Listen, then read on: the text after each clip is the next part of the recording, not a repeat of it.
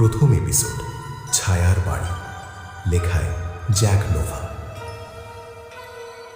গ্রামের এক প্রান্তে একটি পুরনো বাড়ি।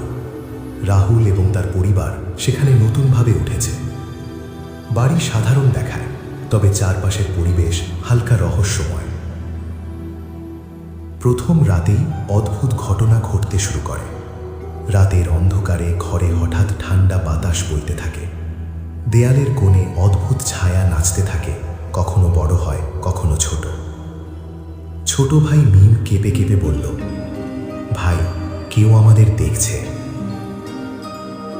রাহুল প্রথমে বিশ্বাস করতে চায় না, শুধু বাতাস বা আলো।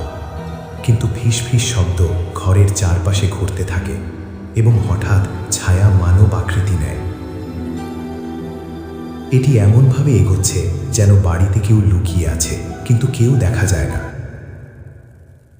পরিবার আতঙ্কিত, সবাই একে অপরের পাশে দাঁড়ায়। রাহুল বুঝতে পারে এটি শুধু ভয় দেখানো নয়, বরং কালো জাদুর শক্তি বাড়িতে প্রবেশ করেছে।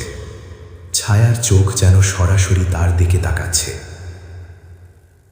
হঠাৎ একটি পুরনো আলমারি নিজে থেকে হড়কে খুলে যায়, আর ভিতর থেকে ধুলো ভরা একটি গ্রন্থ পড়ে যায়।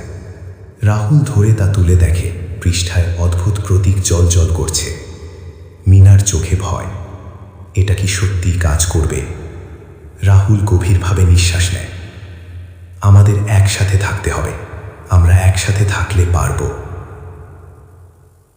শেষ মুহূর্তে ছায়া ধীরে ধীরে ঘরের কোণে স্থির হয়, কিন্তু ফিসফিস শব্দ আর ঠান্ডা বাতাস এখনো ঘর ছাড়ে না। রাহুল বুঝে যায় রাতের অন্ধকারে একটি প্রতিশোধী শক্তি জাগ্রত হয়েছে, এবং এটি শুধু শুরু। তার পরিবারকে রক্ষা করতে হলে আরও সাহসী হতে হবে।